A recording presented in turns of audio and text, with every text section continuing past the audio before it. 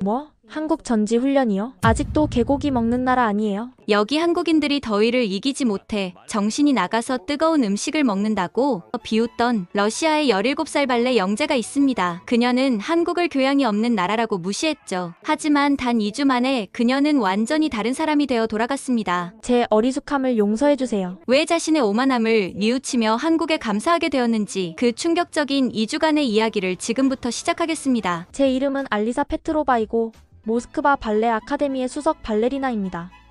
저는 5살 때부터 발레를 시작해 12살에 이미 국제 콩쿠르에서 금메달을 받았죠. 볼쇼이 극장의 프리마 발레리나가 되는 게 제 꿈이었고 그 꿈은 곧 현실이 될 것 같았습니다. 하지만 올해 여름 모든 게 무너지기 시작했어요.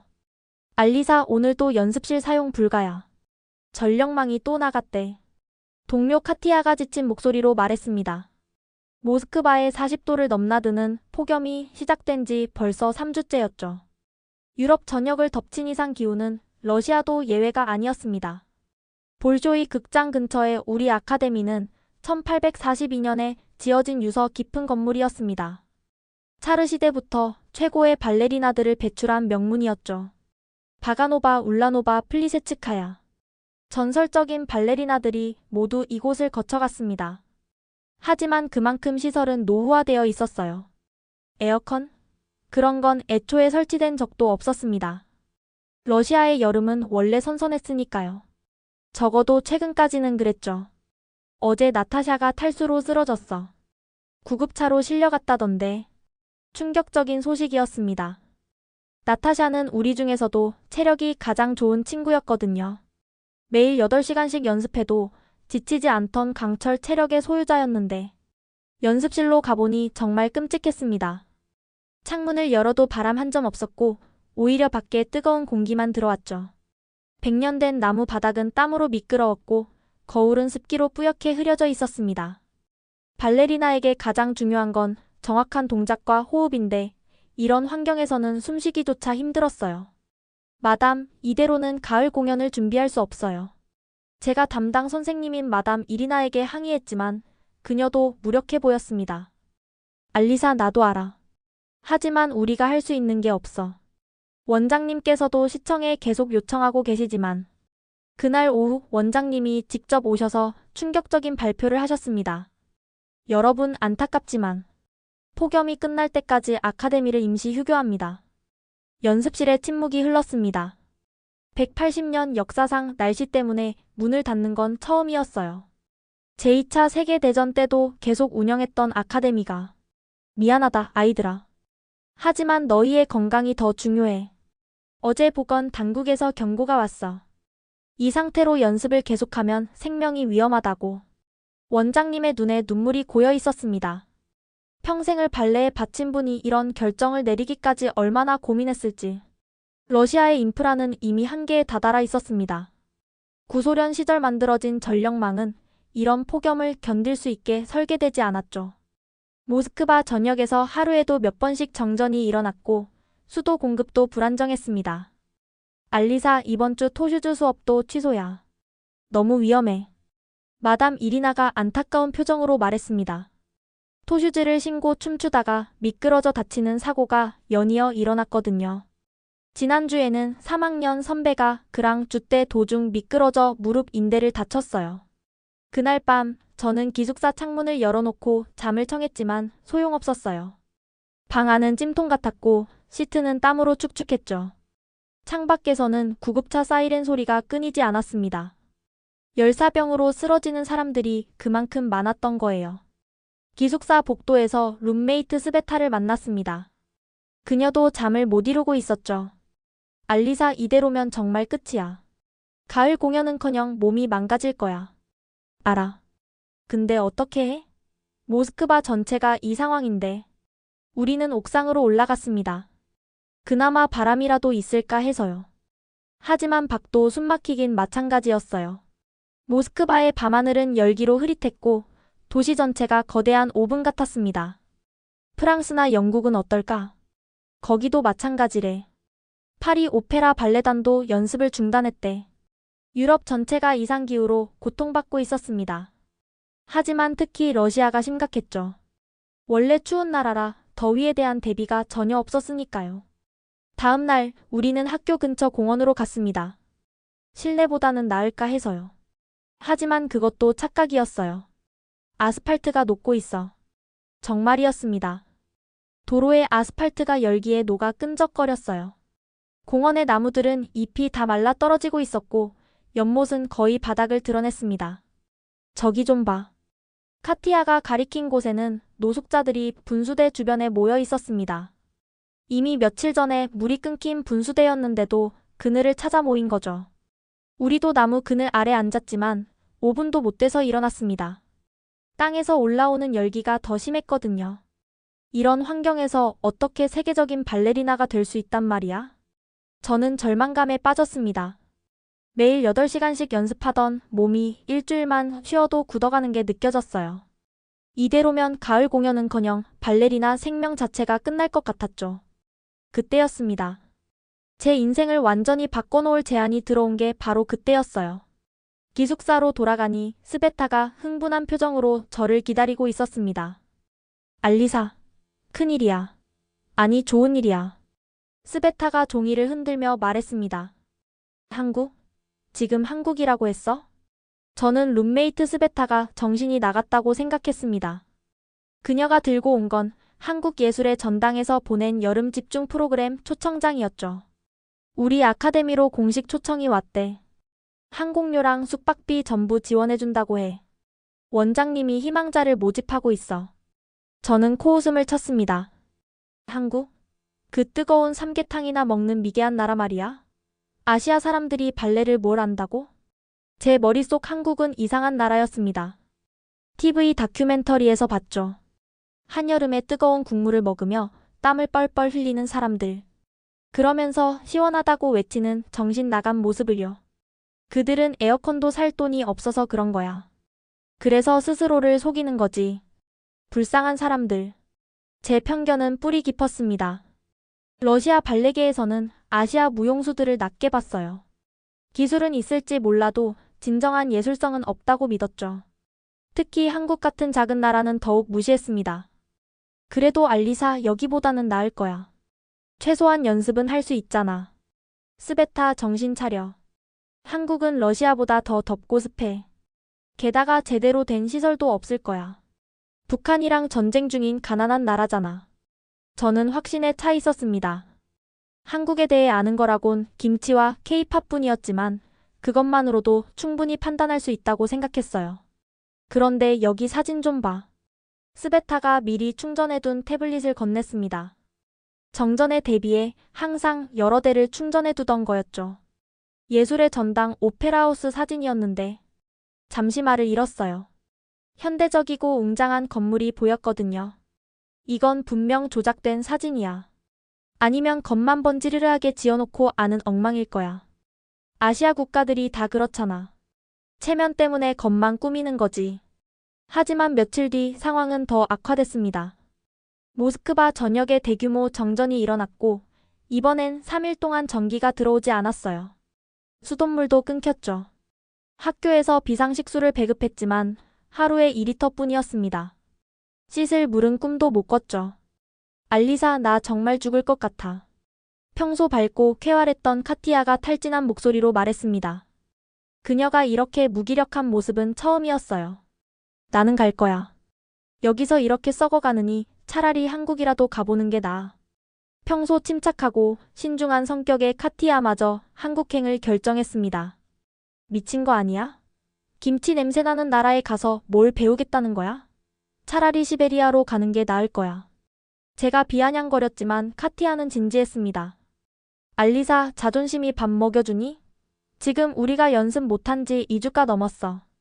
이대로면 가을 공연은커녕 발레리나 생명도 끝이야. 그렇다고 아시아 따위에. 따위? 너 정말 그렇게 생각해? 우리가 얼마나 오만한지 모르겠어? 카티아의 말에 순간 할 말을 잃었습니다. 그날 밤 저는 충전해둔 노트북으로 한국을 검색해봤습니다. K-팝 가수들이 춤추는 영상이 나왔는데 저는 경멸감을 숨길 수 없었어요. 이게 춤이라고? 그냥 원숭이들이 뛰어다니는 거잖아. 품격이라곤 찾아볼 수 없어. 클래식 발레의 우아함과 전통에 비하면 한국의 춤은 그저 시끄러운 소음에 불과했습니다. 칼군무? 그건 예술이 아니라 체조였어요. 적어도 제 눈에는 그랬죠.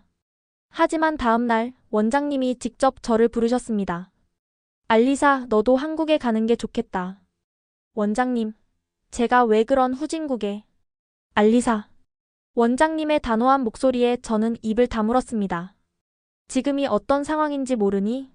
너가 이번 가을 지젤의 주역으로 내정되어 있었지만 이대로면 공연 자체가 취소될 수도 있어.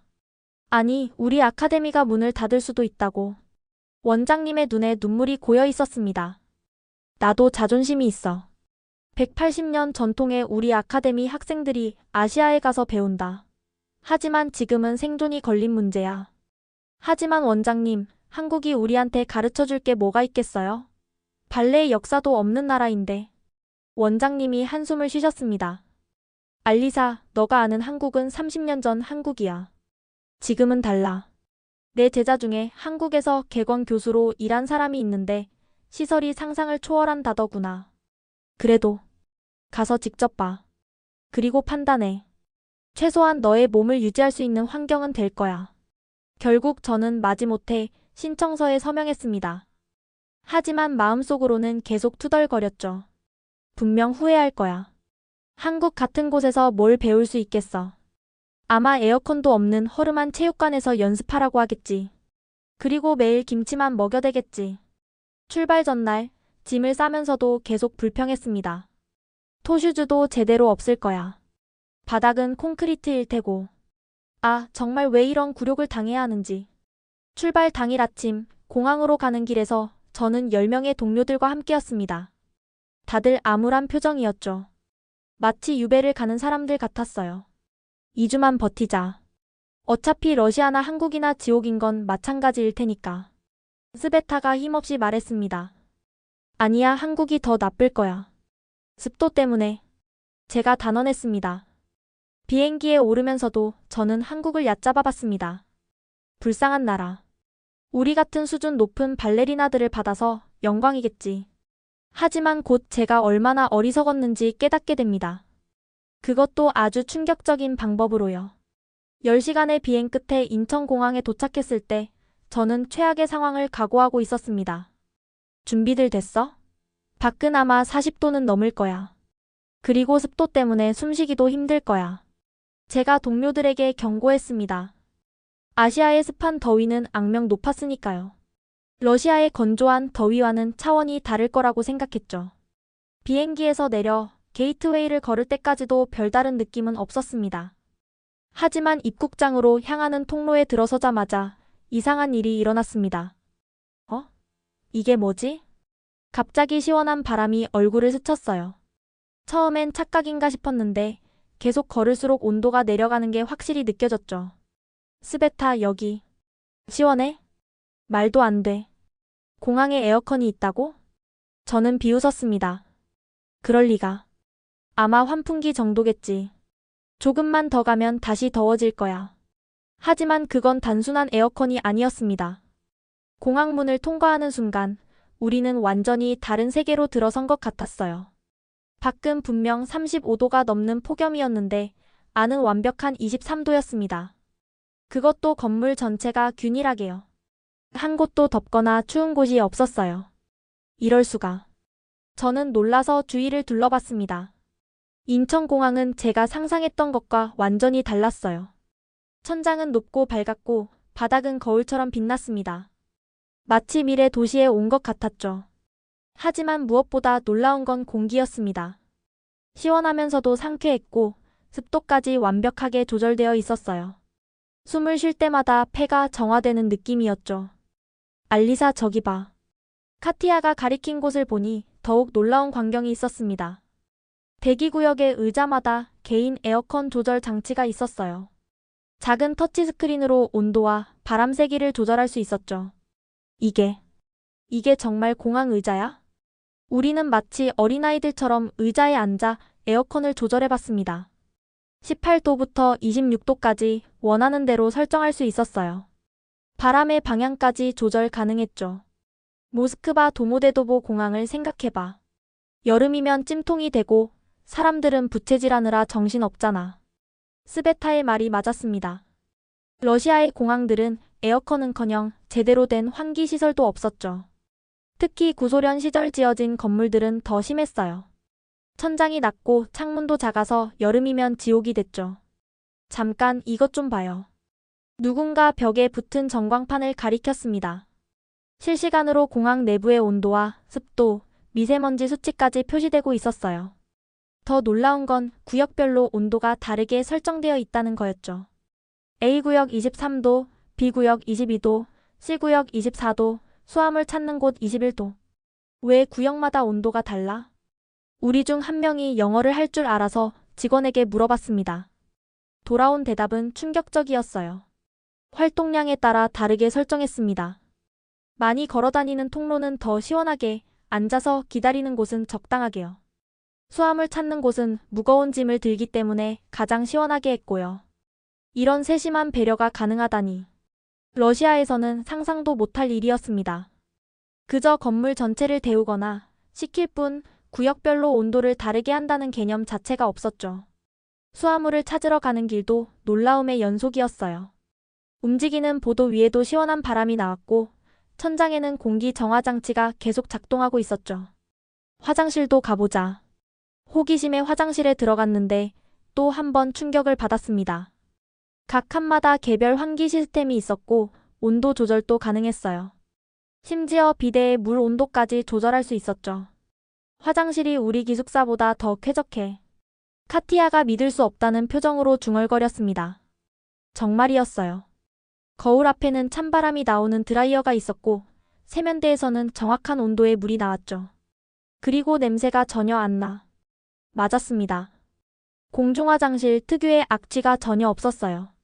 방향제 냄새로 덮은 게 아니라 정말로 깨끗했죠. 수화물을 찾고 세관을 통과하는 동안 저는 계속 의심했습니다. 이건 분명 공항만 특별히 꾸며놓은 거야. 외국인들한테 보여주려고. 밖에 나가면 현실을 보게 될 거야. 하지만 도착 로비로 나왔을 때 또 한 번 놀랄 수밖에 없었습니다. 거대한 공간 전체가 완벽하게 냉방되어 있었고 곳곳에 휴식 공간이 마련되어 있었죠. 가장 인상적인 건 무료 음수대였습니다. 차가운 물, 미지근한 물, 뜨거운 물이 선택 가능했고 심지어 얼음까지 나왔어요. 그리고 종이컵이 아닌 진짜 유리컵이 비치되어 있었죠. 이 정도 시설이면 전기요금이 어마어마할 텐데. 제가 중얼거리자 옆에 있던 한국인이 우리가 러시아에서 왔다는 걸 알아차리고 영어로 말을 걸었습니다. 한국은 에너지 효율 기술이 발달했어요. 그리고 공항은 국가의 첫인상이니까 투자를 아끼지 않죠. 친절한 설명이었지만 저는 여전히 믿기 어려웠어요. 그때 한국인 가이드가 우리를 맞으러 왔습니다. 놀랍게도 유창한 러시아어를 구사했어요. 안녕하세요. 모스크바 발레 아카데미 학생들이시죠? 환영합니다. 저는 김하은입니다. 젊은 여성이었는데 밝은 미소가 인상적이었어요. 덥죠? 밖은 36도예요. 하지만 걱정 마세요. 한국은 어디든 시원하니까요. 저는 속으로 비웃었습니다. 어디든 시원하다고? 공항 나가면 바로 거짓말인 게 들통날 텐데. 짐이 무거우시죠? 카트 쓰세요. 하은 씨가 공항 카트를 가져왔는데 이것도 특별했어요. 바퀴가 360도 회전하고 브레이크까지 있었죠. 러시아 공항의 삐걱거리는 카트와는 차원이 달랐어요. 공항철도 타러 가실까요? 서울까지 바로 연결됩니다. 공항철도 플랫폼으로 가는 길도 완벽하게 냉방되어 있었습니다. 심지어 에스컬레이터에도 시원한 바람이 나왔어요. 에스컬레이터에서도 에어컨이 나와? 네, 한국은 작은 것도 놓치지 않아요. 하은 씨의 설명이었지만 저는 여전히 과시용이라고 생각했죠. 대단하긴 한데 이게 끝일 거야. 기차 안은 분명 다를 거야. 하지만 제 예상은 또 빗나갔습니다. 기차 문이 열리는 순간 시원한 바람이 쏟아져 나왔거든요. 우와. 기차 안은 비행기 비즈니스석 같았습니다. 넓은 좌석, 개인 테이블, 콘센트, 와이파이, 그리고 개인 송풍구까지. 이게 일반 요금이에요? 네, 공항철도는 모든 좌석이 이렇게 되어 있어요. 좌석에 앉자 자동으로 등받이가 조절되었습니다. 그리고 팔걸이에서 작은 화면이 나왔어요. 개인 엔터테인먼트 시스템이에요. 여행 정보도 볼 수 있고 영화도 볼 수 있죠. 이건 비행기보다 더 좋잖아? 카티아가 놀라서 말했습니다. 열차가 움직이기 시작했을 때 창밖 풍경을 보며 생각했습니다. 한국이 이 정도라니. 내가 완전히 잘못 알고 있었나? 하지만 여전히 의심은 남아 있었죠. 그래, 공항 주변만 잘해놓은 거야. 도시에 들어가면 다를 거야. 분명 낡은 건물들과 더러운 거리가 나타날 거야. 하지만 곧 저는 제 편견이 얼마나 어리석었는지 깨닫게 됩니다. 서울은 제가 상상한 것과는 완전히 다른 도시였으니까요. 서울역에 도착해서 지하철로 환승할 때 저는 최악을 각오했습니다. 이제 진짜 한국을 보게 될 거야. 제가 동료들에게 말했습니다. 러시아 지하철은 여름이면 지옥이 됩니다. 특히 모스크바 지하철은 깊이가 깊어서 환기가 잘 안 되죠. 뜨거운 공기가 터널에 갇혀 순환하면서 온도가 40도를 넘기도 해요.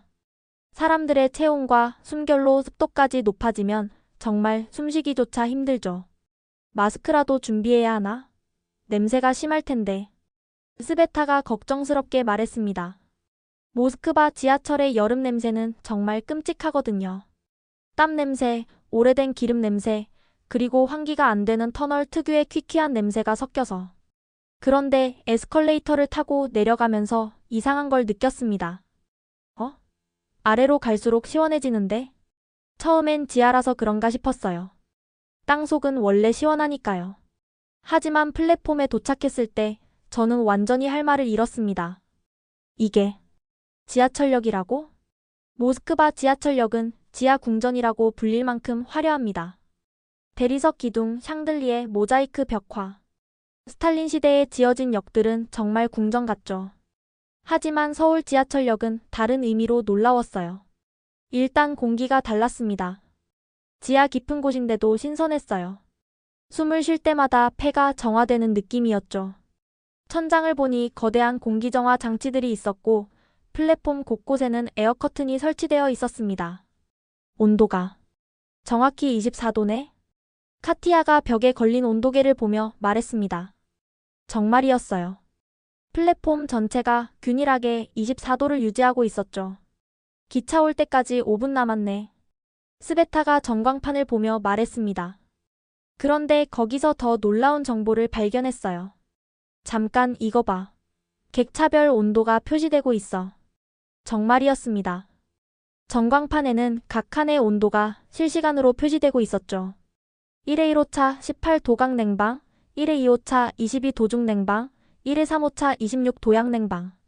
믿을 수가 없어. 한 열차 안에서도 온도를 다르게 한다고? 하은 씨가 미소 지으며 설명해 주었습니다. 사람마다 선호하는 온도가 다르잖아요. 그래서 선택할 수 있게 한 거예요. 임산부나 노약자는 양냉방 칸을, 더위를 많이 타는 사람은 강냉방 칸을 타면 되죠. 이런 세심한 배려가 가능하다니. 러시아에서는 상상도 못할 일이었습니다. 그저 전체 난방을 켜거나 끄는 게 전부였죠. 개인의 선호도를 고려한다는 개념 자체가 없었어요. 지하철이 도착했을 때 우리는 22도 중냉방 칸을 선택했습니다. 문이 열리는 순간 시원한 바람이 얼굴을 스쳤어요. 아, 천국이다. 카티아가 신음처럼 말했습니다. 정말 그랬어요. 적당히 시원한 온도, 쾌적한 공기, 그리고 놀라울 정도로 조용한 소음. 그런데 왜 이렇게 조용하지? 러시아 지하철은 굉음이 엄청납니다. 특히 오래된 차량은 더 심하죠. 레일과 바퀴의 마찰음, 모터 소리, 브레이크 소리가 합쳐져서 대화가 불가능할 정도예요. 한국 지하철은 방음 기술이 뛰어나고 레일도 특수 처리되어 있어요. 그래서 소음이 적죠.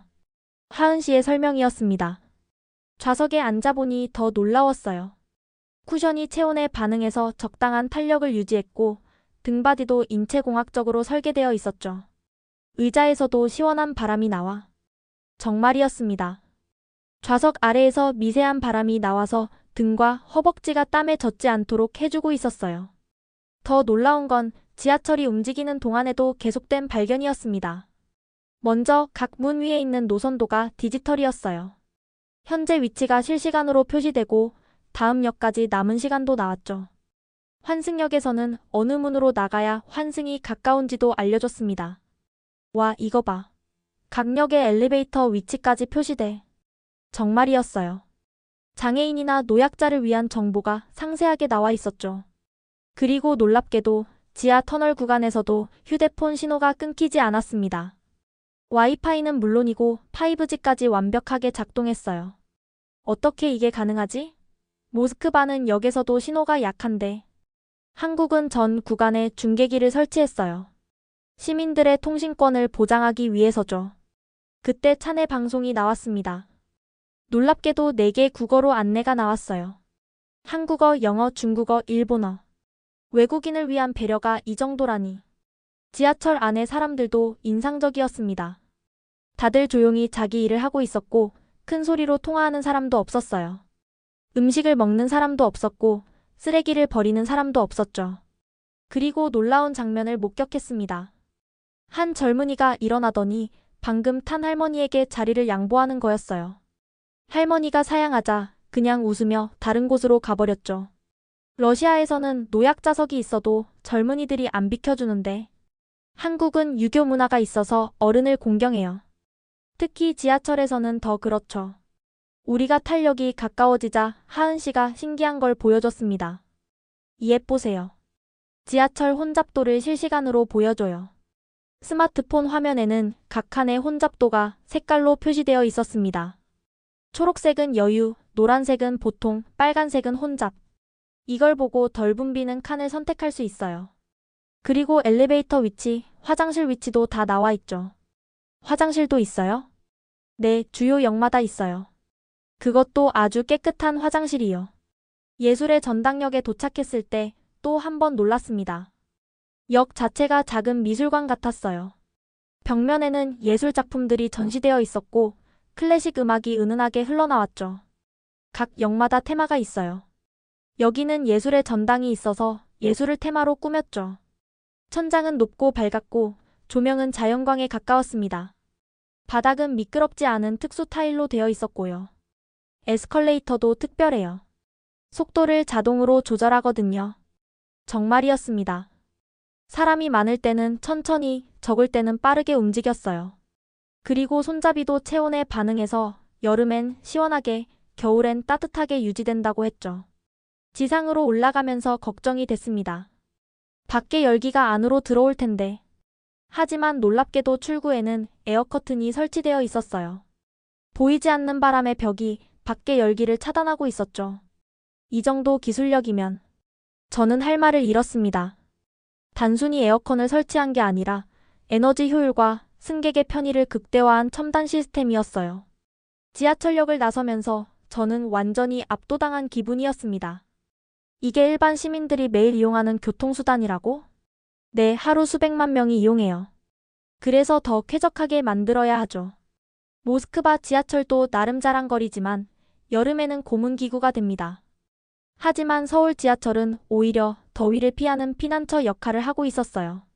한국 사람들은 정말 행복하겠다. 제 입에서 무의식적으로 나온 말이었습니다. 처음으로 한국이 부러웠어요. 근데 이 정도 시설을 유지하려면 비용이. 한국은 대중교통을 공공재로 봐요. 시민의 이동권은 기본권이니까 국가가 지원하죠. 발레리나로서 전 세계를 여행했지만 이런 수준의 대중교통은 처음이었습니다. 하지만 아직 끝이 아니었습니다. 진짜 충격은 이제부터 시작이었으니까요. 지하철역을 나서자마자 한국의 진짜 여름이 우리를 덮쳤습니다. 으악! 습도 90%의 열기가 온몸을 감쌌어요. 마치 뜨거운 수건을 뒤집어 쓴 것 같았죠. 공기가 너무 무거워서 숨쉬기도 힘들었습니다. 순간 모스크바의 건조한 더위가 그리워졌어요. 이게 바로 한국의 여름이에요. 습해서 더 덥게 느껴지죠. 하은 씨는 태연했지만 우리는 벌써 온몸이 땀으로 젖고 있었습니다. 토슈즈를 넣은 가방도 무겁게 느껴졌어요. 예술의 전당까지 얼마나 걸어야 해요? 5분 정도요. 하지만 먼저 점심 먹고 갈까요? 여기 근처에 특별한 식당이 있어요. 특별한 식당? 저는 불안했습니다. 분명 그 악명 높은 뜨거운 음식을 먹이려는 거겠죠. 하은 씨, 우리는 시원한 음식이 먹고 싶어요. 아이스크림이나 차가운 음료 같은. 한국에도 냉면 같은 차가운 음식이 있어요. 하지만 오늘은 특별한 걸 경험해 보세요. 후회하지 않을 거예요. 걷는 동안 신기한 걸 발견했습니다. 길 중간중간에 미스트가 뿜어져 나오는 장치가 있었어요. 더위를 식혀주는 쿨링 미스트예요. 구청에서 여름마다 설치하죠. 작은 물방울들이 피부에 닿으면서 조금 시원해졌습니다. 하지만 효과는 일시적이었어요. 금세 다시 땀이 났죠. 식당에 도착했을 때 저는 최악을 각오했습니다. 간판에 원조 삼계탕이라고 크게 쓰여 있었거든요. 저 끔찍한 음식을 정말 먹어야 하나. TV에서 본 적이 있었어요. 한국인들이 한여름에 뜨거운 닭 국물을 먹으며 땀을 뻘뻘 흘리는 모습을요. 그때는 미개하다고 생각했죠. 문명화된 사람들이라면 더울 때 차가운 걸 먹어야 하는데. 하지만 문을 열고 들어가자 시원한 에어컨 바람이 우리를 맞았습니다. 휴, 다행이다. 안심하고 있는데 충격적인 광경을 목격했습니다. 손님들이 모두 김이 펄펄 나는 뚝배기 앞에서 땀을 뻘뻘 흘리고 있었어요. 미쳤어. 에어컨 켜놓고도 뜨거운 걸 먹는다고? 어떤 사람은 이마에 땀을 닦으면서도 계속 국물을 떠먹고 있었고, 어떤 사람은 아예 수건을 목에 두르고 있었어요. 정말로 이걸 먹어야 해요? 제가 거의 애원하듯 물었지만 하은 씨는 미소만 지었습니다. 한국에 왔으니 한 번은 경험해봐야죠. 삼계탕은 여름 보양식이에요. 보양식? 이 더위에 뜨거운 걸 먹는다고요? 이열치열이라고 들어봤어요? 열을 열로 다스린다는 뜻이에요. 말도 안 돼요. 그건 그냥 에어컨을 못 사는 사람들의 자기 위안이잖아요. 제 말에 옆 테이블 아저씨가 돌아봤습니다. 50대 정도로 보이는 분이었는데 놀랍게도 러시아어를 했어요. 학생, 한국이 가난해서 에어컨이 없다고 생각해? 갑작스러운 질문에 당황했습니다. 아, 그게. 여기 봐. 이 식당에도 에어컨 있잖아. 그것도 아주 강력한 걸로. 근데 왜 우리가 뜨거운 걸 먹는지 알아? 아저씨는 자리에서 일어나 우리 테이블로 왔습니다. 내가 설명해 줄게. 나도 러시아에서 10년 일했거든. 가스프롬 한국 지사장이었어. 그는 한국의 대기업 직원으로 모스크바에서 오래 근무했다고 했습니다. 처음엔 나도 러시아 사람들처럼 여름에 찬 것만 먹었어. 아이스크림, 크바스, 차가운 보르시. 그런데 몸이 점점 약해지더라고. 왜요? 찬 것만 먹으니까 소화가 안 되고 배탈이 자주 났어. 그리고 실내외 온도 차이 때문에 감기도 자주 걸렸고. 그래서요? 한국에 돌아와서 다시 삼계탕을 먹기 시작했지. 처음엔 힘들었는데 먹고 나니까 오히려 몸이 가벼워지더라고. 그때 주문한 삼계탕이 나왔습니다. 거대한 뚝배기에서 김이 모락모락 올라왔어요. 통닭이 들어있고 국물이 부글부글 끓고 있었죠. 너무 뜨거워 보여요. 카티아가 겁먹은 표정으로 말했습니다. 일단 국물부터 한 숟가락 떠봐. 천천히. 아저씨의 권유에 마지못해 국물을 떴습니다. 숟가락을 입에 가져가는데도 열기가 느껴졌어요. 입에 넣는 순간. 앗, 뜨거워. 하지만 이상한 일이 일어났어요. 뜨거운 국물이 목을 타고 내려가자 이마에 땀이 맺혔는데 그 땀이 시원하게 느껴졌습니다. 이게 뭐지? 땀이 나면서 체온을 조절하는 거야.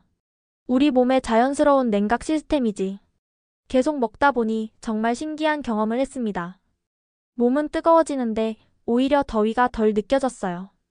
에어컨 바람이 피부에 닿으면 더 시원하게 느껴졌고요. 닭 안에 뭐가 들어있어요? 하은 씨가 설명해줬습니다. 인삼, 대추, 밤, 찹쌀, 마늘. 다 몸에 좋은 거예요. 특히 인삼은 여름에 떨어진 기력을 보충해주죠. 닭고기는 놀라울 정도로 부드러웠고 뼈에서 살이 저절로 떨어졌어요. 국물은 구수하면서도 담백했죠. 처음엔 느끼할 줄 알았는데 전혀 그렇지 않았어요. 이거 맛있네요. 스베타가 놀란 표정으로 말했습니다. 다른 친구들도 열심히 먹기 시작했어요. 그런데 정말 놀라운 순간이 왔습니다. 시원하다. 제 입에서 무의식적으로 한국말이 나왔어요. 순간 식당이 조용해졌습니다. 다들 저를 쳐다봤죠. 방금 너가 뭐라고 했어? 시원하다고 했나봐. 너 한국말 할 줄 알아? 아니, 그냥 들은 대로. 옆 테이블 할머니들이 우리를 보고 웃으셨습니다. 한 분이 다가오시더니 아이고 외국 학생들이구나. 러시아에서 왔어? 하은 씨가 통역해 주었습니다. 네, 발레 연습하러 왔어요. 예쁘네. 삼계탕 처음이야? 네, 처음이에요. 잘 먹네. 이거 먹어봐. 할머니가 김치와 깍두기를 가져다 주셨습니다. 김치랑 같이 먹으면 더 맛있어.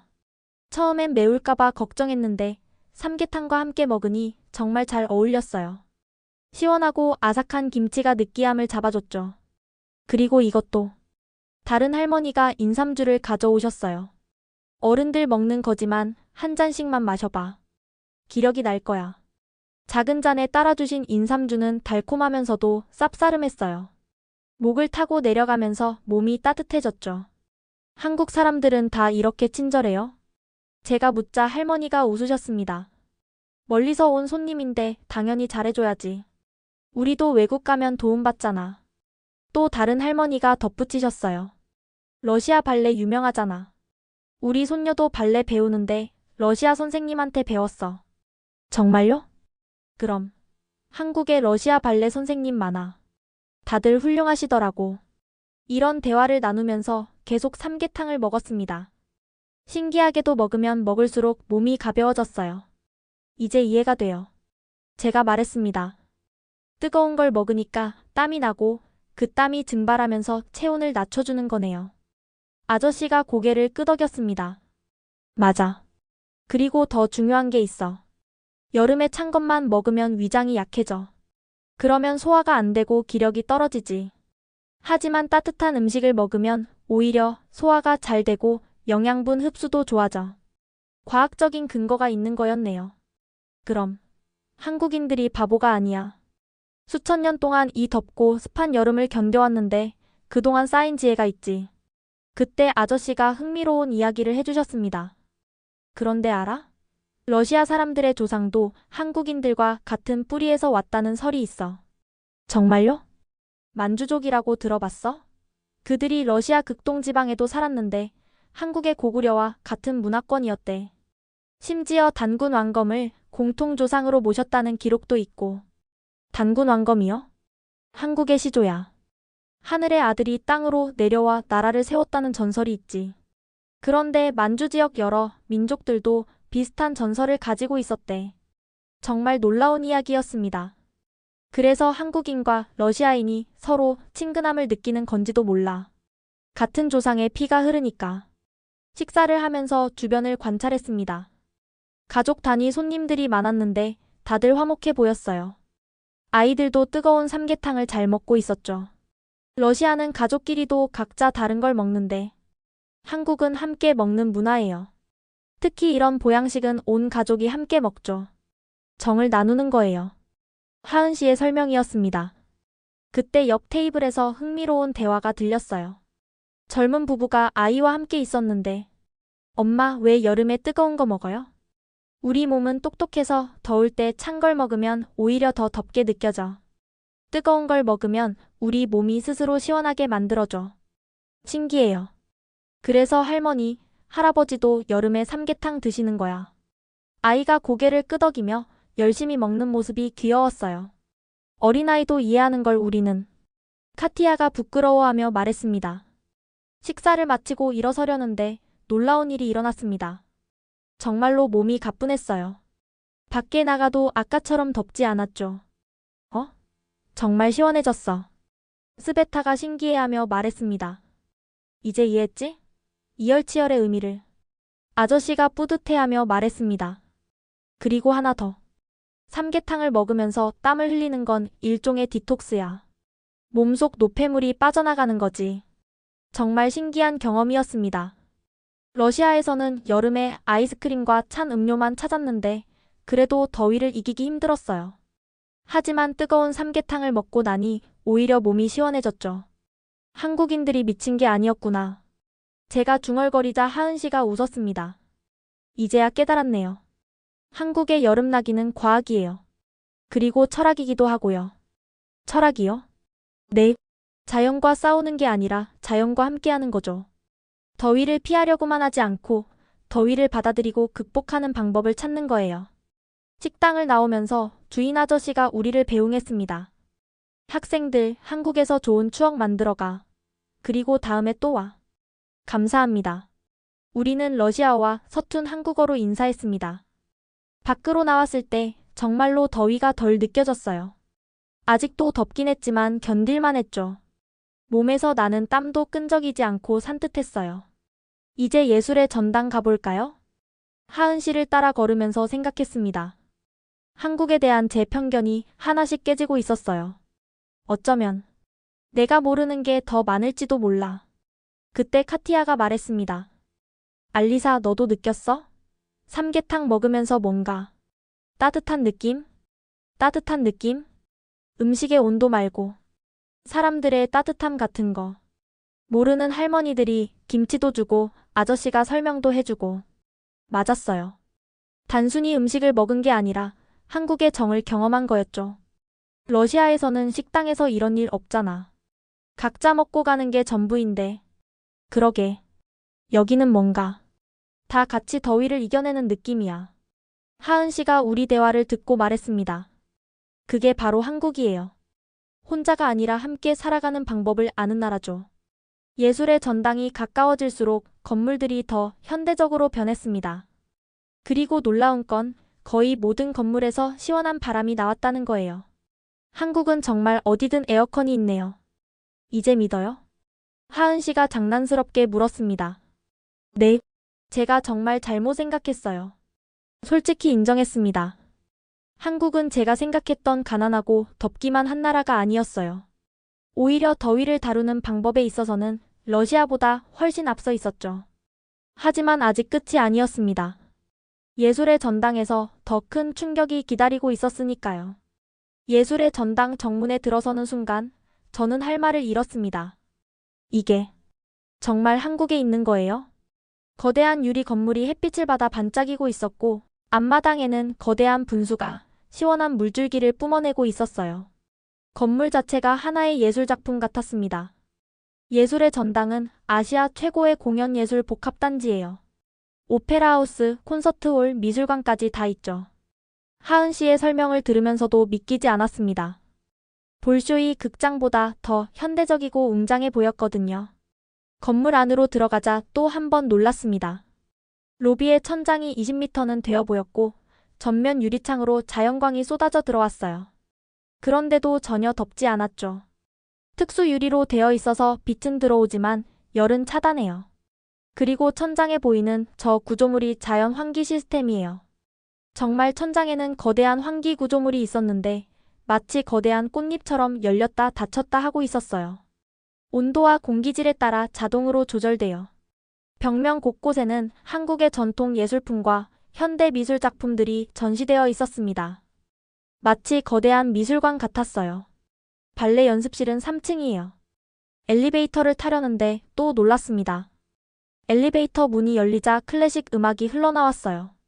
층마다 다른 음악이 나와요. 3층은 발레 음악이 나올 거예요. 정말이었습니다. 3층에 가까워지자 차이코프스키의 백조의 호수가 들렸어요. 엘리베이터를 나와 복도를 걸었습니다. 복도 바닥은 특수 재질로 되어 있어서 토슈즈를 신고 걸어도 미끄럽지 않았어요. 연습실 앞에서도 준비 운동을 할 수 있도록 배려한 거예요. 드디어 연습실 문을 열었을 때 오마이갓! 카티아가 러시아어로 소리쳤습니다. 저도 똑같은 심정이었어요. 연습실은 상상을 초월했습니다. 300평은 되어 보이는 거대한 공간, 한쪽 벽면 전체가 거울이었고 바닥은 최고급 댄스 플로어였어요. 천장은 6m는 되어 보였고 자연광이 들어오는 채광창이 있었죠. 바닥이 따뜻해요? 맨발로 서보니 정말이었습니다. 차갑지도 뜨겁지도 않은 완벽한 온도였어요. 바닥 난방이 되어 있어요.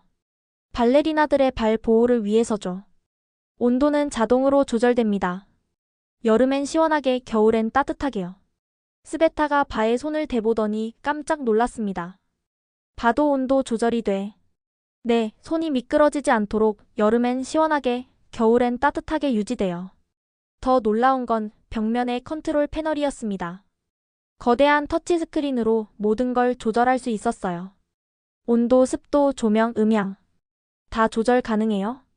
네, 각자의 연습 스타일에 맞춰서요. 심지어 거울의 각도도 조절할 수 있어요. 거울의 각도를? 하은 씨가 시범을 보였습니다. 버튼을 누르자 거울이 살짝 기울어졌어요. 점프 동작을 연습할 때는 거울을 위로 기울이면 전신을 볼 수 있어요. 그리고 바 높이도 자동으로 조절됐습니다. 버튼 하나로 원하는 높이로 올렸다 내렸다 할 수 있었죠. 이런 시설을 무료로 쓸 수 있다고요?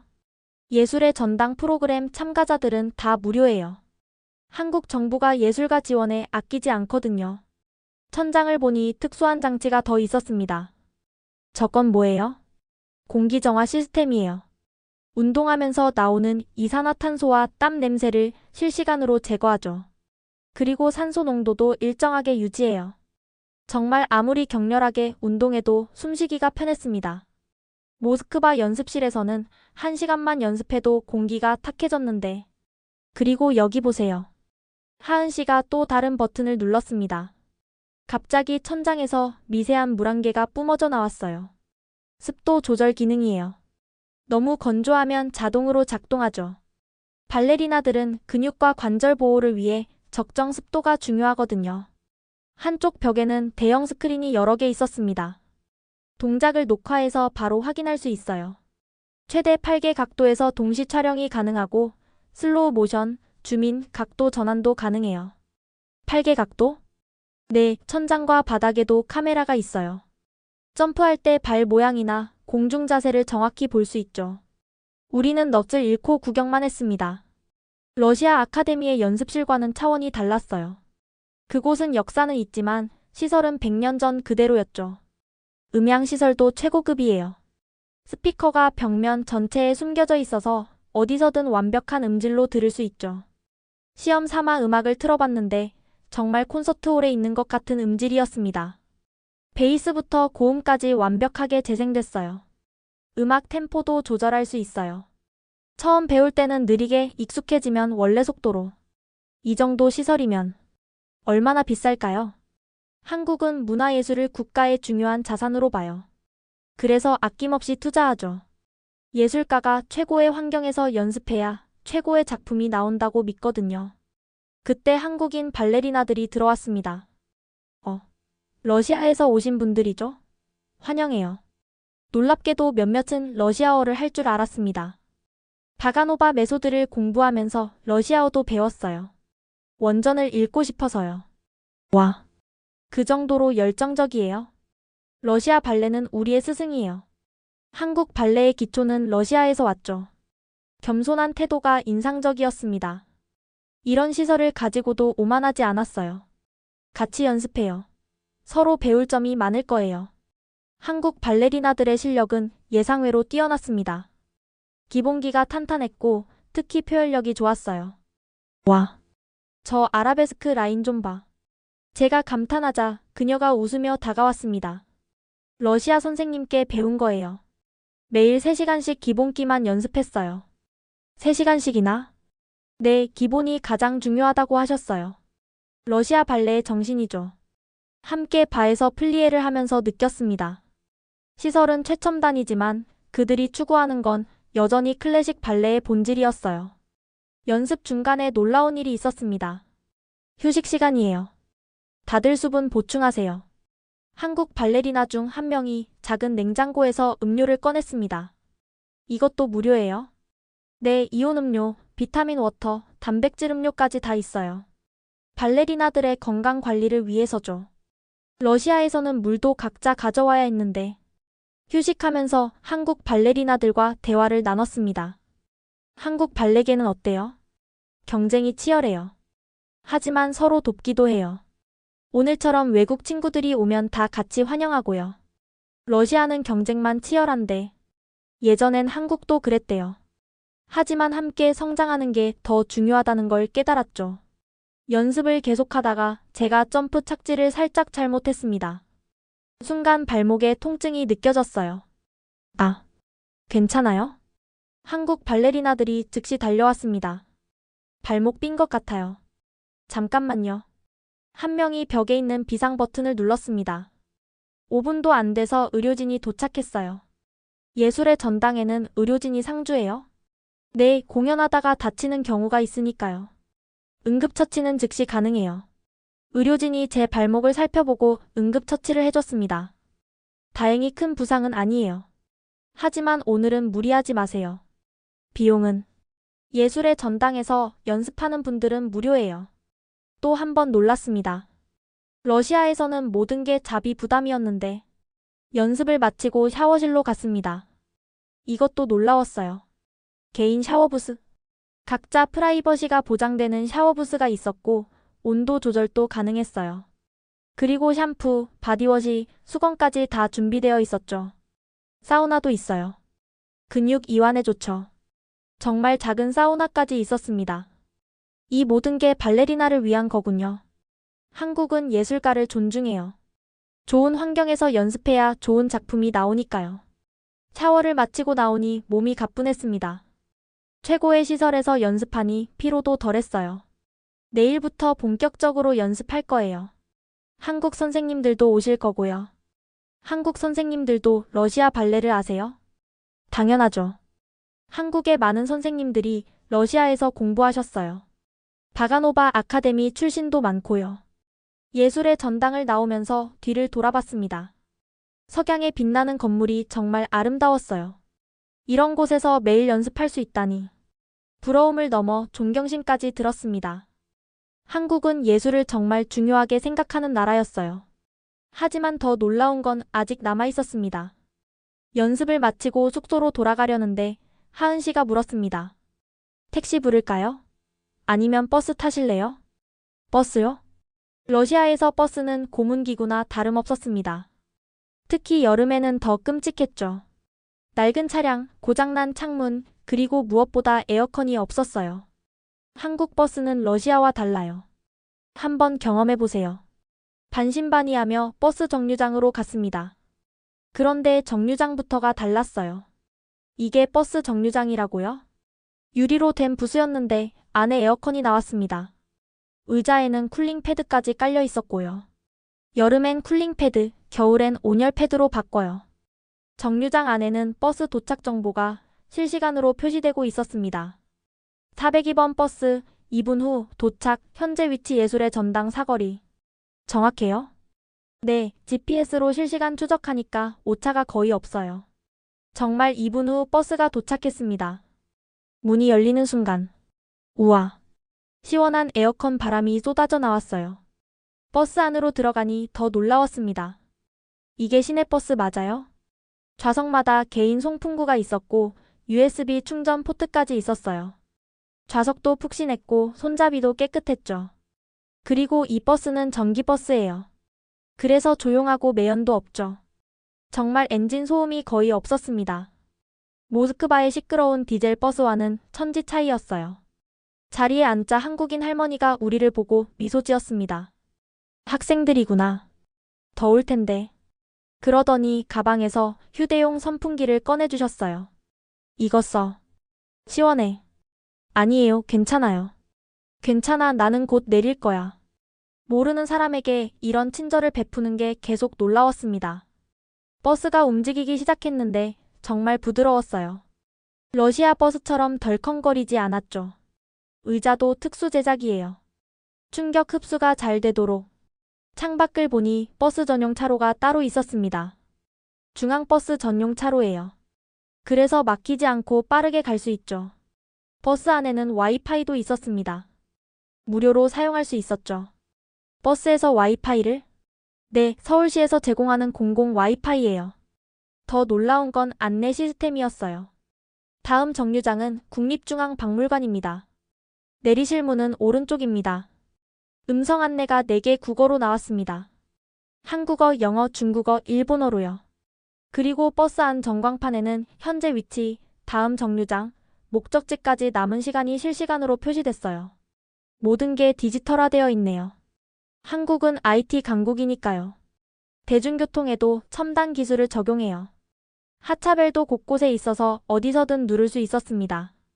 러시아는 벨이 고장나서 기사에게 소리쳐야 하는 경우가 많은데 가장 인상적인 건 교통약자 배려였어요. 휠체어를 탄 분이 타려고 하자 버스가 한쪽으로 기울어졌습니다. 버스가 기울어져요? 네, 닐링 시스템이에요. 휠체어나 유모차가 타기 쉽도록 차체를 낮추는 거죠. 그리고 휠체어 전용 공간도 넓었습니다. 안전벨트까지 준비되어 있었어요. 숙소 근처에서 내릴 때 기사님이 우리를 보고 말했습니다. 조심해서 가세요. 한국 구경 잘하세요. 친절한 인사에 또 한 번 놀랐습니다. 버스에서 내린 후 스베타가 말했습니다. 믿을 수가 없어. 버스가 이렇게 쾌적할 수가. 냄새도 안 나고 시원하고 조용하고. 카티아도 감탄했습니다. 러시아도 이런 버스를 도입하면 좋을 텐데. 전력이 부족해서 에어컨도 못 켜는데 무슨. 씁쓸했지만 사실이었습니다. 숙소로 걸어가면서 또 신기한 걸 발견했습니다. 저게 뭐예요? 작은 버스가 골목길을 다니고 있었어요. 마을버스예요. 큰 버스가 못 가는 곳을 다니죠. 더 놀라운 건 이 작은 버스에도 에어컨이 있다는 거였어요. 작은 버스에도 에어컨이? 한국에서는 모든 대중교통에 에어컨이 기본이에요. 잠깐 마을버스를 타봤는데 정말 시원했습니다. 좌석은 적었지만 깨끗했고 기사님도 친절했어요.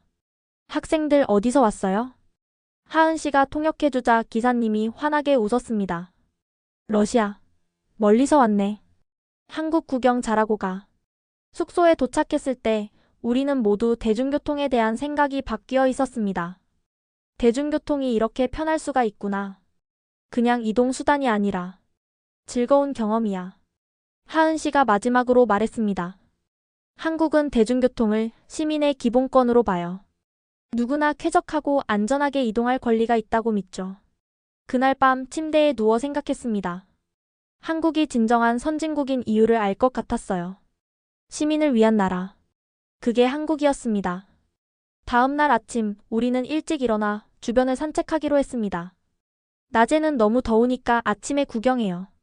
하지만 아침 8시인데도 벌써 30도가 넘었습니다. 습도도 높아서 숨쉬기가 힘들었죠. 러시아는 건조해서 그늘에만 가도 시원한데 투덜거리며 걷다가 놀라운 걸 발견했습니다. 저게 뭐예요? 횡단보도 앞에 거대한 그늘막이 설치되어 있었습니다. 신호 기다리는 동안 햇빛을 피할 수 있도록 만든 거예요. 그늘막 아래는 확실히 시원했어요. 직사광선을 피하니 체감 온도가 5도는 낮은 것 같았죠. 더 놀라운 건 그늘막에서 미스트가 나온다는 거였습니다. 시원하다. 스베타가 감탄했습니다. 미세한 물방울이 피부에 닿으면서 즉시 시원해졌어요. 이런 게 도시 전체에 설치되어 있어요? 네, 주요 횡단보도와 버스 정류장마다 있어요. 시민들의 건강을 위해서죠. 조금 더 걸으니 무더위 쉼터라는 간판이 보였습니다. 들어가 봐도 돼요? 당연하죠. 누구나 이용할 수 있어요. 안에 들어가니 시원한 에어컨이 나오고 있었습니다. 의자와 테이블이 있었고 정수기에서는 차가운 물이 나왔죠. 벽에는 TV도 있었어요. 이게 다 무료? 이미 많은 노인분들이 쉬고 있었습니다. 여름에는 집보다 여기가 더 시원해요. 한 할머니가 우리에게 말했습니다. 학생들도 더우면 언제든 들어와서 쉬어. 여기는 24시간 열려 있어. 24시간이요? 그럼 밤에도 더운 날이 있잖아. 러시아에서는 상상도 못할 일이었습니다. 공공시설이 24시간 운영된다니. 밖으로 나와서 계속 걸었습니다. 도시 곳곳에 더위를 피할 수 있는 장치들이 있었어요. 버스 정류장마다 에어컨, 지하철역 입구마다 에어커튼, 공원마다 쿨링포그. 도시 전체가 더위와 싸우고 있네요. 싸우는 게 아니라 함께 사는 거예요. 더위를 인정하고 대비하는 거죠. 공원에 들어가니 더 놀라웠습니다. 나무 그늘 아래 벤치가 있는 건 당연하고 곳곳에 음수대가 있었어요. 차가운 물이 계속 나와요? 네, 필터로 정수된 깨끗한 물이에요. 아이들은 분수대에서 놀고 있었습니다. 바닥 분수라서 안전했죠. 러시아는 분수대에 들어가면 경찰이. 여기는 애초에 들어가라고 만든 분수예요. 아이들이 안전하게 놀 수 있도록. 정말 아이들이 신나게 뛰어놀고 있었고 부모들은 근처 그늘에서 지켜보고 있었어요. 가장 인상적인 건 사람들의 배려였습니다. 그늘진 벤치에 앉으려는데 젊은이가 일어나며 자리를 양보했어요. 앉으세요. 저는 괜찮아요. 아니에요. 같이 앉아요. 외국에서 오셨다면서요? 더우실 텐데 편하게 쉬세요. 모르는 사람에게 이런 배려를. 산책을 마치고 돌아오는 길에 하은 씨가 말했습니다. 한국의 여름 대책은 단순히 시설만이 아니에요. 서로를 배려하는 마음이 있어서 가능한 거죠. 정말 그랬습니다. 최첨단 시설도 놀라웠지만 그보다 서로를 생각하는 마음이 더 인상적이었어요. 러시아도 이렇게 될 수 있을까요? 제가 물었습니다. 시설은 돈이 있으면 만들 수 있어요.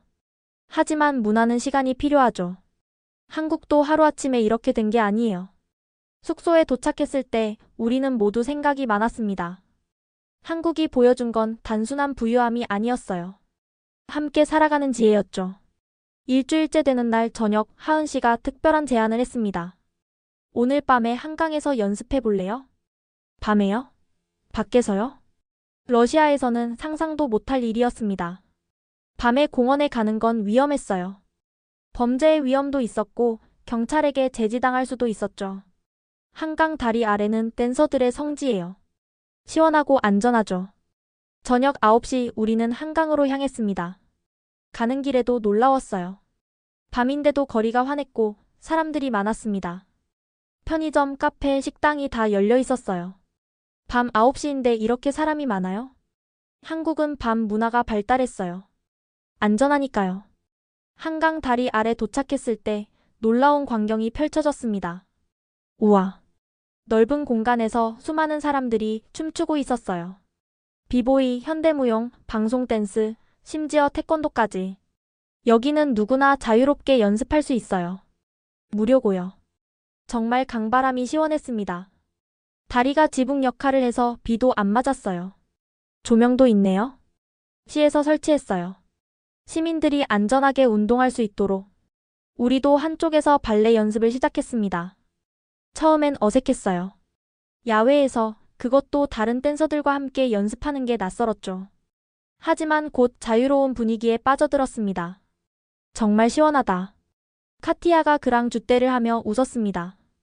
강바람이 땀을 식혀줬고 콘크리트 바닥도 생각보다 괜찮았어요. 옆에서 비보잉 하던 청년들이 다가왔습니다. 발레 하시네요. 멋있어요. 감사합니다. 비보잉도 멋있어요. 서로 다른 춤이지만 서로를 존중하는 모습이 좋았습니다. 한국에서는 모든 춤이 예술이에요. 발레든 비보잉이든 케이팝 댄스든. 러시아에서는 클래식 발레만이 진정한 예술이라고 배웠는데 여기서는 모든 춤이 존중받고 있었어요. 밤 11시가 넘었는데도 불안하지 않았습니다. 경찰이 순찰을 돌고 있었고 CCTV도 곳곳에 있었어요. 그리고 사람이 많아서 오히려 안전했죠. 러시아는 밤 9시만 넘어도 위험한데 한국은 밤에도 안전해요. 특히 이런 공공장소는 더 그렇죠. 연습을 마치고 근처 편의점에 갔습니다. 24시간 영업한다는 게 여전히 신기했어요. 새벽에도 열어요? 네, 365일 24시간이요. 시원한 음료를 사서 한강변에 앉았습니다. 야경이 정말 아름다웠어요. 다리의 조명, 빌딩의 불빛이 강물에 반사되고 있었죠. 이게 진정한 자유구나. 저는 깨달았습니다. 언제든 어디서든 하고 싶은 걸 할 수 있는 환경. 그게 진짜 자유였어요. 한국 사람들은 정말 행복하겠어요. 스베타가 부러워하며 말했습니다. 이렇게 안전하고 자유로운 나라에서 사니까. 새벽 1시가 되어서야 숙소로 돌아갔습니다. 놀랍게도 심야버스가 운행되고 있었어요. 새벽에도 버스가? 네, 올빼미 버스라고 해요. 밤늦게 귀가하는 시민들을 위해서죠. 버스 안도 낮 시간대와 다름없이 깨끗하고 안전했습니다. 숙소에 도착해서도 여운이 남았어요.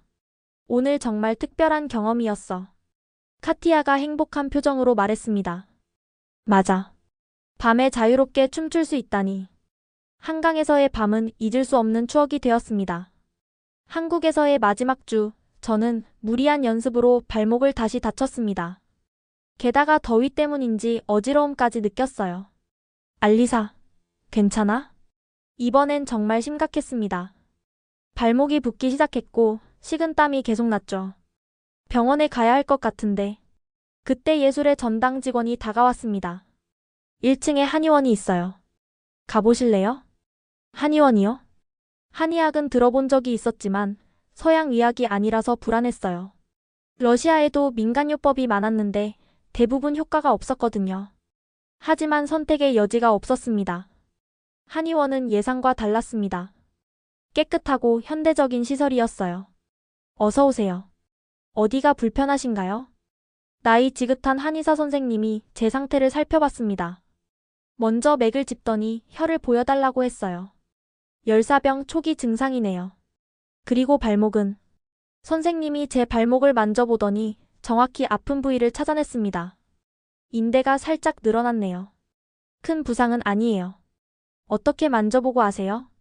한의학은 수천 년의 경험이 축적된 의학이에요. 몸의 신호를 읽는 거죠. 선생님은 침을 꺼냈습니다. 침 치료를 하면 빨리 나을 거예요. 침이요? 아플 것 같은데. 걱정 마세요. 머리카락보다 가는 침이에요. 정말 침은 아주 가늘었습니다. 발목 주변의 특정 부위에 침을 놓자 따끔했지만 곧 이상한 느낌이 들었어요. 시원해요? 혈액순환을 도와주는 거예요. 붓기도 빠질 거고요. 그리고 선생님은 목 뒤와 손목의 특정 부위를 눌렀습니다. 이건 열을 내리는 혈자리예요. 정말 신기하게도 몸이 시원해지는 느낌이 들었어요. 한의학이 이렇게 과학적인 거였어요? 서양 의학과 접근 방법이 다를 뿐이에요. 둘 다 사람을 치료하는 의학이죠. 30분 정도 침을 맞고 있었습니다. 그동안 선생님이 한의학에 대해 설명해 주셨어요. 한국은 한의학과 서양 의학이 공존해요. 환자가 선택할 수 있죠. 러시아는 서양 의학만 인정해요. 각 의학마다 장단점이 있어요. 급성 질환은 서양 의학이, 만성 질환은 한의학이 효과적인 경우가 많죠. 침을 뺐을 때 정말 놀라웠습니다. 발목 통증이 거의 사라졌어요. 붓기도 많이 빠졌고요. 약도 지어드릴게요. 하루 3번 먹으세요. 한약을 받았는데 파우치에 담겨 있어서 먹기 편했어요. 쓸 줄 알았는데 달콤해요. 요즘은 먹기 편하게 만들어요. 효과는 그대로고요. 비용은 얼마나? 예술의 전당 프로그램 참가자는 무료예요. 또 무료예요? 매번 놀라는 1회 연속이었습니다. 며칠 후 발목은 완전히 나았습니다. 한약을 먹으니 더위도 덜 타는 것 같았어요. 한의학의 효과를 직접 체험하다니. 전통의학을 무시했던 제가 부끄러웠습니다. 마지막 날 한의사 선생님께 인사드리러 갔습니다. 덕분에 완치됐어요. 정말 감사합니다. 다행이네요. 러시아 가서도 건강 조심하세요. 한국의 의술을 러시아에도 전하고 싶어요. 선생님이 웃으며 말씀하셨습니다. 의술에는 국경이 없어요. 어디서든 사람을 치료하는 게 목적이니까요. 한의원을 나오면서 생각했습니다. 한국은 전통과 현대가 조화롭게 공존하는 나라였어요. 옛것을 버리지 않고 새것과 융합하는 지혜가 있었죠. 마지막 날 새벽, 우리는 작별 파티 후 숙소로 돌아가고 있었습니다. 새벽 2시가 넘었는데도 거리는 안전했어요. 배고프지 않아? 카티아가 물었습니다. 저기 편의점 있네. 가보자. 24시간 편의점이라는 게 여전히 신기했습니다. 러시아는 밤 10시면 대부분 문을 닫거든요. 24시간 가게는 주유소 정도? 편의점 안은 환하고 시원했습니다. 새벽인데도 이렇게 물건이 많아? 삼각김밥, 도시락, 컵라면, 음료수. 없는 게 없었어요. 도시락도 따뜻하게 데워 먹을 수 있어요. 전자레인지가 여러 대 있었고 뜨거운 물도 나왔죠. 우리는 각자 먹고 싶은 걸 골랐습니다. 저는 김치볶음밥 도시락을 선택했어요. 이제 김치 맛에 익숙해졌거든요. 편의점 음식이 이렇게 맛있을 수가. 스베타가 감탄했습니다. 편의점 앞 테이블에 앉아 먹으면서 새벽 풍경을 봤어요. 택시가 지나가고 대리운전 기사들이 커피를 사가고 청소 차량이 거리를 깨끗이 하고 도시가 잠들지 않네요. 그래서 24시간 도시라고 해요. 직원분도 친절했습니다. 우리가 외국인인 걸 알고 젓가락 사용법도 알려주셨어요. 러시아 학생들이에요? 한국 어때요? 너무 좋아요. 러시아와 정말 달라요. 다음에 또 오세요. 한국은 언제나 환영이에요. 새벽 시간인데도 안전하고 편리하고 친절한 나라. 이게 바로 한국이었습니다. 편의점을 나와 숙소로 걸어가면서 2주간의 시간을 돌아봤어요. 정말 꿈 같은 시간이었어. 맞아. 한국이 이런 나라일 줄은. 우리 모두 한국에 대한 생각이 완전히 바뀌어 있었습니다. 드디어 러시아로 돌아가는 날이 왔습니다. 공항으로 가는 차 안에서 창밖을 보며 아쉬움이 밀려왔어요. 벌써 2주가 지났다니. 시간이 정말 빨랐어. 공항에서 하은 씨와 작별 인사를 했습니다. 정말 감사했어요. 한국을 제대로 알게 해줘서. 언제든 다시 오세요. 한국은 항상 열려 있어요. 하은 씨가 작은 선물을 줬습니다. 부채였어요. 더울 때 쓰세요. 한국을 기억하면서 눈물이 날 뻔했습니다. 비행기를 기다리며 생각했습니다. 시원하다는 게 뭘까? 단순히 온도가 낮은 게 아니었어요.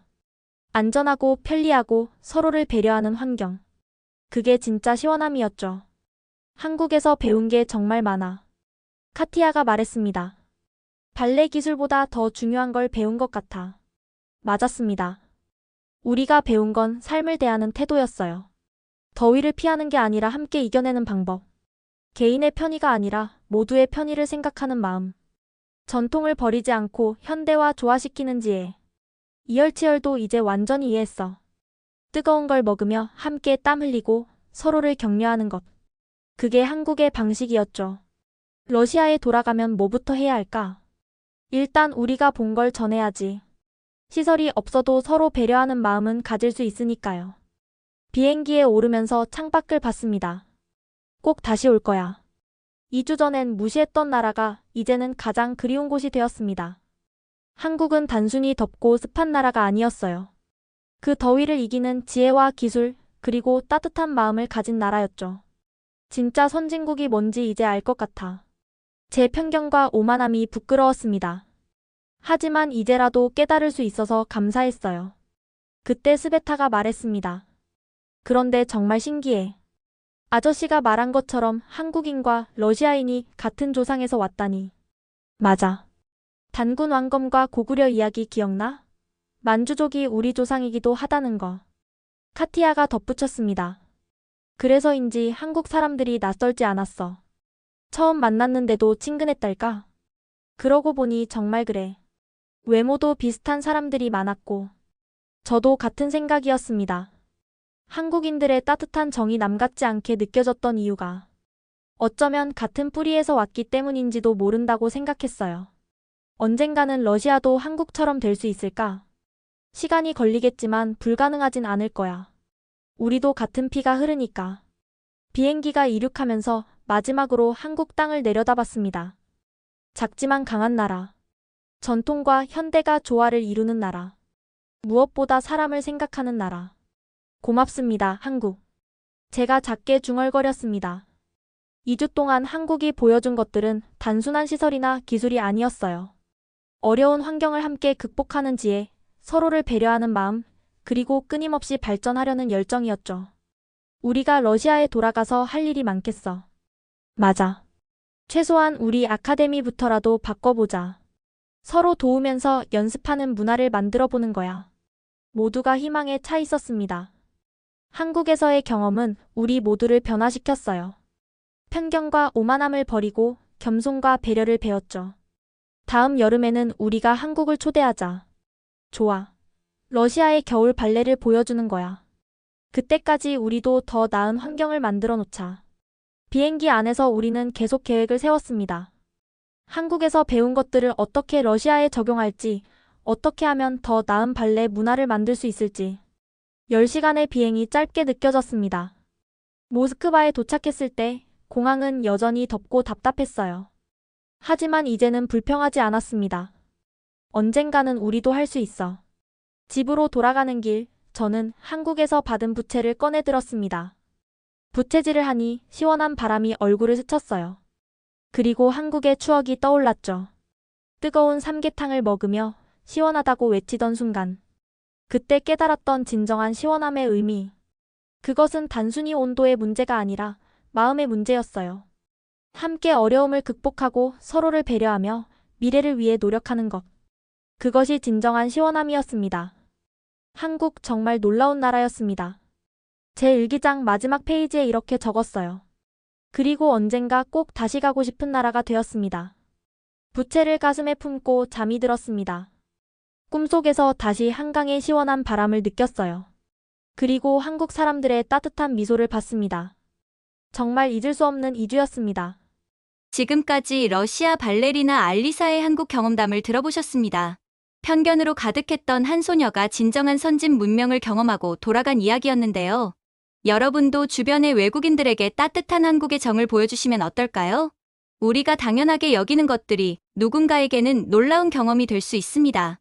오늘 영상이 유익하셨다면 구독과 좋아요 부탁드립니다. 그리고 한국의 진정한 가치를 세계에 알리기 위해 이 영상을 공유해주세요. 원더풀의 사연이었습니다. 감사합니다.